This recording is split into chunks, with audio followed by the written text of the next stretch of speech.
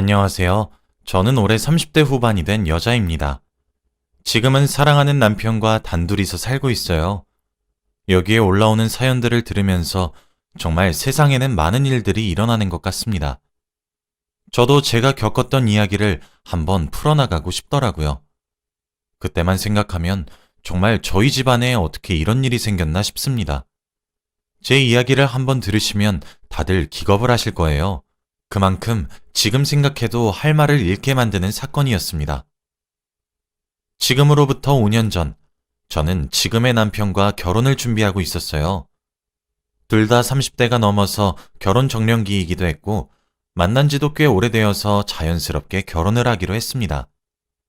양가 부모님께서도 저희의 결혼을 축하해 주셨고, 최대한 빨리 결혼식을 올려서 가족으로 맞이하고 싶다고 하셨죠. 이미 양가 부모님들과 다 친하고 자주 집에도 방문해서 식사도 함께 한 적도 많지만 그래도 결혼 전에 정식 절차는 다 밟고 결혼해야 할 것 같더라고요. 그래서 남편과 결혼 허락을 제대로 받겠다는 전제하에 양가 부모님 댁에 방문하게 되었습니다.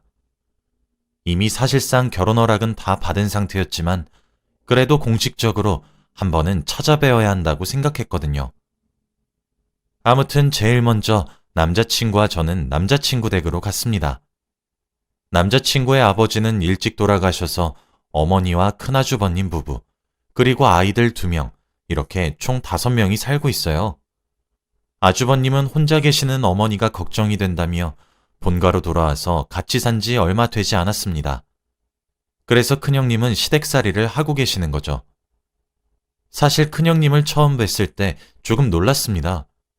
왜냐하면 한국인의 얼굴과는 달랐고 한국어도 많이 서툴렀거든요. 알고 보니 큰형님은 중국 사람이라고 합니다. 아주버님과 결혼을 하기 위해 한국으로 왔고 시어머니 집에서 시댁살이를 하고 있는 것이었죠. 저와 남자친구는 결혼하면 무조건 분가를 하기로 결정을 했었고 시댁과 굉장히 멀리 떨어진 곳에 살기로 약속했었습니다. 그런데 큰형님이 시댁에서 시집살이를 하고 계시니 존경스럽더라고요. 처음 시댁에 갔을 때에는 굉장히 평화롭고 화목한 분위기였습니다. 다들 웃으면서 저를 반겨주셨고 제가 불편하지 않게 많이 도움을 주셨죠. 그런데 큰형님은 웃음기가 싹 사라진 채로 땅바닥만 보고 계셨고 한마디도 없이 일만 하셨습니다. 솔직히 그 모습을 보고 제가 이 집의 구성원이 된다는 것을 반기지 않는 건가 싶었네요. 저는 큰형님과 돈독하게 지내고 싶은 마음이 컸는데 큰형님은 그러지 않은 것 같았습니다. 어찌저찌 식탁에 앉아서 다들 밥을 먹기 시작했어요. 그런데 아직 자리에 큰형님이 앉지도 않았는데 시어머니와 아주버님께서 먹자고 하더라고요. 제가 큰형님 기다려야 하는 거 아니냐고 말을 했더니 순간 집안의 분위기가 싸늘해졌습니다. 웃으면서 말을 하시던 분들이 갑자기 정색을 하시고 하던 말들을 멈추셨거든요. 그러면서 식탁에 앉아있던 시어머니가 주방에서 아직 음식을 준비하고 있던 큰형님에게 큰며느리야, 우리 먼저 먹어도 되지? 라고 반강제적인 물음을 했고 큰형님은 눈치를 보며 네 라고 했죠. 시어머니는 저를 휙 보시더니 봤지? 쟨 우리 먹을 때 알아서 와. 그러니까 우리 먼저 먹고 있으면 된다. 라고 하더라고요. 저 같으면 저 빼고 먼저 이야기를 나누면서 밥을 먹고 있으면 많이 속상할 것 같았는데 말이죠. 아무튼 저는 큰형님 눈치를 보며 식사를 하고 있는데 거의 저희 식사가 끝나갈 때쯤 자리에 앉아 이제야 한 숟가락 뜨시더라고요. 그런데 다 저희가 먹다 남은 반찬들을 먹고 계셨는데 이제 겨우 몇 숟가락 먹은 사람한테 시어머니는 우리 이제 밥 다 먹었으니까 과일 좀 깎아주라 라고 하며 다시 자리에서 일어나게 만들었죠. 그리고 이거 가져와라 저거 가져와라 하면서 다 시키셨습니다. 보고 있는 제가 더 화가 나서 어머니 그냥 제가 할게요 라고 하면서 큰형님을 도왔습니다. 시어머니는 저의 갑작스러운 모습에 당황을 했고 저는 아랑곳하지 않고 큰형님의 수발을 도왔죠. 제가 과일을 깎았고 가져다 달라는 것도 다 가져다 드렸습니다. 솔직히 그때 아직 결혼식도 안 했는데 시댁살이라는 게 어떤 건지 대충은 알겠더라고요. 거실에서 혼자 설거지를 하고 있는 큰형님 옆에 가서 저도 설거지를 도왔습니다. 이야기도 조금 해보고 싶기도 했고 결혼하면 자주 보게 되니까 친해지고 싶었거든요. 저는 도와주겠다며 같이 설거지를 하고 있는데 큰형님께서 갑자기 의미심장한 말을 하셨습니다. 서툰 한국어랑 집안 소리 때문에 제대로 들리지 못했는데 나중에 그 말을 생각해 보니까 결혼하지 마. 이 집안 지옥이야. 라고 했던 것 같아요. 그 당시에는 무슨 말인지 제대로 안 들려서 대답을 하지 못했는데 그 말이 시간이 많이 지나서 기억이 났습니다. 설거지를 큰형님과 같이 하고 있는데 갑자기 거실에 계시던 시어머니가 저희에게 오셔서는 둘째 며느라, 이런 건 집안에서 하는 사람이 따로 정해져 있는 거야. 넌 손님이니까 이런 거 안 해도 돼. 그리고 결혼하면 너 분가할 거라며? 그러니까 우리 집에서 설거지 안 해도 된다. 우리 집에는 설거지할 사람이 따로 있어. 이런 말을 하면서 제 등을 미시며 거실로 가게 하더라고요. 어떻게 집안에 설거지하는 사람이 따로 있나요? 어머니의 말이 전혀 이해가 되지 않았고 저는 제 고집대로 시어머니의 손길을 뿌리치고 큰형님의 설거지를 도왔습니다. 어머니는 당황스러워하면서 다시 거실로 돌아갔어요. 그리고 저는 큰형님을 보며 웃었죠. 제가 결혼하면 큰형님을 많이 도와주고 싶었습니다. 아무튼 그런 다사다난한 시간이 지나고 집에 돌아가야 하는 시간이 되었어요. 그래서 저와 남자친구는 그 집에서 나와 같이 차를 타고 가고 있었습니다. 저는 남자친구에게 큰형님에 대해서 물어봤어요. 저의 개인적인 생각으로는 큰형님이 너무 시댁에서 힘들게 사는 것 같다고 하면서 말이죠. 그런데 남자친구가 갑자기 한숨을 푹 쉬었습니다. 너도 느꼈어? 나도 그래. 내가 너랑 결혼하기 전에 엄마랑 형한테 그만하라고 수백 번이나 말했거든? 근데 내 말은 절대 안 들어. 내가 너랑 결혼 계속 망설인 것도 너도 형수님처럼 저렇게 당할까봐 그랬어. 그래서 내가 어떻게든 분갈하겠다고 고집을 피운 거고. 너는 저런 시집살이 안 겪게 해줄게. 그리고 저에게 조금 충격적인 말을 해줬어요. 바로 큰형님과 아주버님 사이의 비밀을 말이죠. 사실은 아주버님이 재혼을 하셨고 본처가 낳은 자식이 아들 2명이래요. 그런데 그 아들 2명도 큰형님을 엄마처럼 대우 안 해주고 막말에 폭언까지 하면서 괴롭힌다고 합니다. 처음에는 아이들도 큰형님한테 잘해주고 엄마처럼 대했다고 해요. 그런데 시어머니와 아주버님이 대놓고 아이들 앞에서 큰형님을 갈구니까 아이들이 그걸 보고 자라서 큰형님한텐 대들어도 되는구나 라는 인식이 생겼다고 합니다. 그래서 집안에서 서열이 꼴찌래요. 시댁에서 키우는 강아지보다 못한 서열이라고 합니다. 남자친구도 그 부분을 참 안타까워했고 왜 하필 자기 형 같은 남자랑 결혼했는지 이해가 안 된대요. 저도 큰형님을 보면서 정말 마음이 아팠고 얼른 결혼을 해서 큰형님에게 최고의 친구가 되어주고 싶었습니다. 결혼을 준비하면서 자주 시댁에 방문했었는데 매번 갈 때마다 시어머니는 큰형님에게 이거 해라 저거 해라 하면서 괴롭히고 있었고 큰형님은 반항 한 번 하지 않고 시키는 것을 다 했습니다. 아주 그 집의 가정부 같았어요. 마침내 저희는 행복한 결혼식을 올렸고 신혼여행을 다녀온 다음 바로 신혼집으로 입주했습니다. 남편 말대로 시댁에서 최대한 멀리 떨어진 곳으로 구했고 시댁도 자주 가지 않기로 했죠. 결혼을 하고 나서는 정말 자주 안 갔던 것 같아요. 집안 행사나 명절 때만 가고 주기적으로 안부 연락만 했던 것 같네요. 아무튼 그렇게 결혼 생활이 1년, 2년을 지나가고 있었습니다. 저와 남편은 아이를 가질 생각이 없었기에 둘이서 알콩달콩 잘 살고 있었습니다. 매일 금요일 밤에 같이 퇴근하고 TV를 보면서 야식을 먹으며 도란도란 이야기를 나누는 게 삶의 낙이었죠. 그날도 금요일이어서 야식을 먹으며 남편과 술 한잔하고 있었습니다.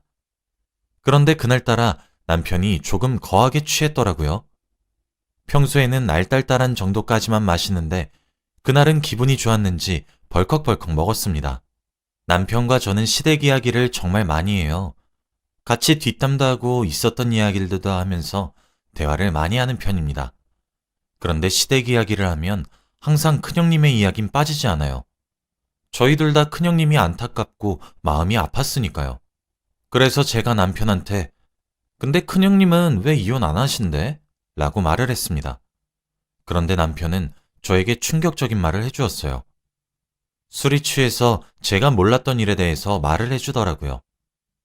사실은 결혼하고 얼마 지나지 않아서 아주버님과 큰형님 사이에 아이가 생겼대요. 임신을 했고 큰형님은 너무 기뻐했다고 합니다. 그런데 아이의 아빠인 아주버님은 지금도 자식이 2명이나 있으니 뱃속의 아이는 지우자고 했고 시어머니도 아이를 낳으면 첫째 아들이 일을 더 많이 해야 한다며 극구 반대했다고 해요. 그런데 큰형님은 아이가 낳고 싶었고 엄마가 되고 싶었다고 합니다. 그래서 그때는 고집을 피우면서 아이를 낳겠다고 했대요. 그런데 어느 날 시어머니가 큰형님한테 한약을 권유하더래요. 큰형님은 아무것도 모르고 먹을 뻔했습니다. 그런데 그때 못 먹게 막은 사람이 바로 남편이래요. 한약 봉지를 입까지 가져다 댄 순간 남편이 빼앗아서 절대 먹지 말라고 말을 해주었답니다. 사실은 시어머니와 아주버님이 둘이서 속닥속닥거리면서 유산시키는 한약을 짓겠다고 하는 말을 엿들었다고 해요. 남편은 그 사실이 너무 화가 나고 큰형님이 불쌍해서 다 말해줬다고 합니다. 결국 큰형님은 남편 덕분에 유산을 하지 않을 수 있었죠. 결국에는 여차저차 아이를 출산했다고 해요. 당연히 출산할 때까지도 아주버님과 시어머니는 병원에 오지도 않으셨죠. 그런데 큰형님은 오히려 너무 행복했다고 합니다. 세상에 자기 편이 하나도 없을 줄 알았는데 자신이 낳은 이 아이는 평생 자기 편이 되어줄 것 같다고 하면서 말이죠. 그래서 병원에도 남편이 종종 가서 말동무도 많이 해주었다고 합니다. 집으로 돌아와서 아이가 찬밥 신세여도 큰형님은 아이를 살뜰히 보살폈고 남편이 뒤에서 조금씩 도와줬대요. 이제 아이가 3살쯤 되니까 잘 걷기 시작했습니다. 그래서 어느 날은 큰형님이 아이와 손을 잡고 마트에 장을 보러 가려고 했대요. 그런데 그날 웬일인지 시어머니가 셋이서 같이 마트를 가자고 했답니다. 큰형님은 당황스러웠지만 그래도 시어머니가 드디어 자기 아이한테 관심을 가져주는 것 같다고 했어요. 아무튼 셋이서 마트를 갔다가 오는데 시어머니가 아이의 손을 잡겠다고 했답니다.